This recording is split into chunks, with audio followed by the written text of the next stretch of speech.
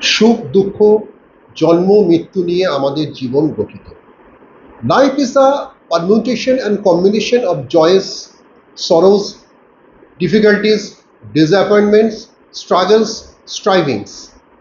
সুতরাং জীবনকে ঠিকভাবে পরিচালিত করতে গেলে মনটাকে ঠিক রাখতে হবে। বিবেক অনেক বড়। মন নিয়ে আমি অনেক ভিডিও লঞ্চ করেছিলাম, করছি।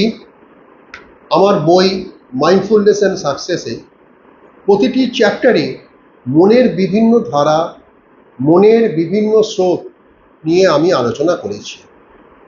মন অপেক্ষা বিবেক বড়, আবার বিবেক অপেক্ষা প্রাণ অনেক বড়। মন ও প্রাণের মধ্যস্থলে বিবেক অবস্থিত।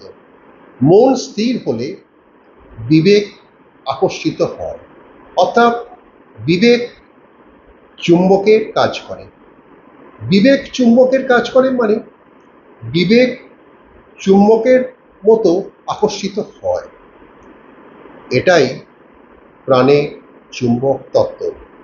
এখানেই আমরা জীবের আত্মজ্ঞান সম্পর্কে কিছুটা তথ্য পাই। এটাকেই বলে জীবের আত্মজ্ঞান। জ্ঞান বিজ্ঞানে কোনো দেবদেবীর স্থান নেই। আছে কি? নিশ্চয়ই নেই। এখানেই জীবের আত্মজ্ঞান।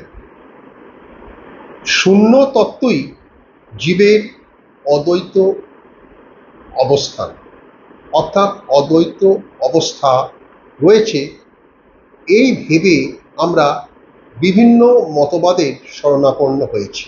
জীবজগতে দুঃখবাদ,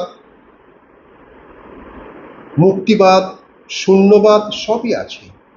তার ফলে আমরা সুস্থ সমাজ গঠনে অনেকখানি এগিয়ে যেতে পারব। নমস্কার।